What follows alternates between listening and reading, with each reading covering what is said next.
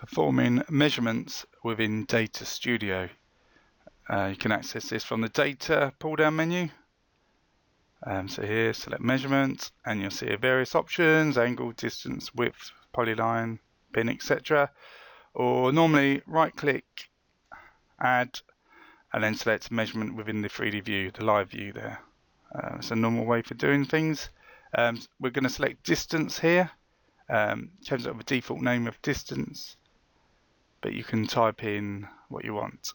You can change the name later, so if you do forget to type in a name there, you can just edit that later anyway in the workspace tree.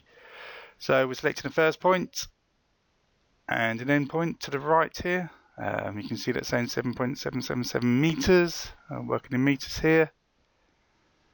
And just moving the screen around so you can see. Now, always worth moving the screen around so you can see that it is actually measured the correct points in case you've clicked something in the background.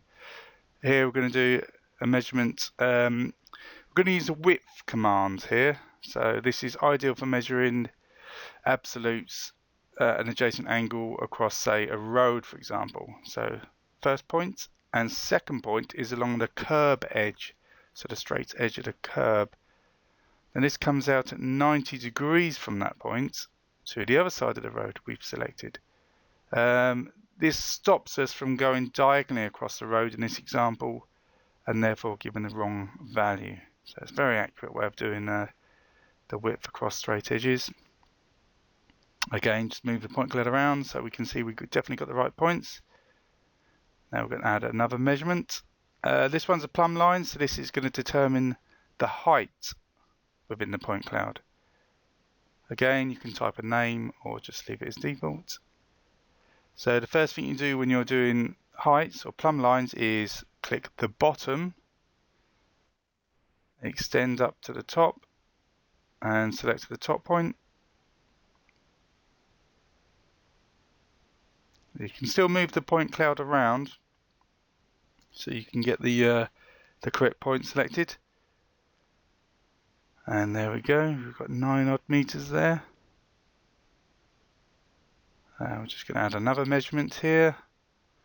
And this one, it's a pin, it's not really a measurement, but it will give the coordinates of where you're selecting and leave that annotated on the screen. As you can see, just selecting the correct point in the middle of the car here. And there you can see the annotated that long and the elevation.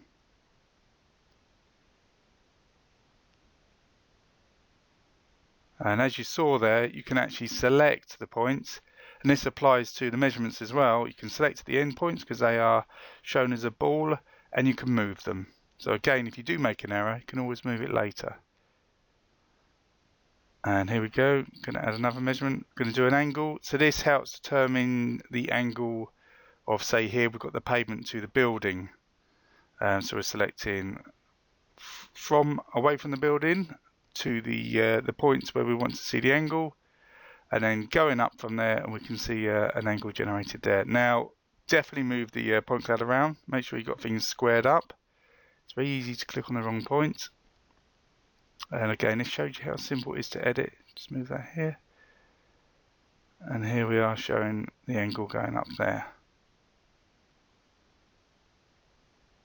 And now we're going to add another measurement. This could be the last one. This is a polyline. So this is used you could draw around an object here or part of the point cloud, and it will give you the distance. So we can draw. So we're just going to go around this vehicle here.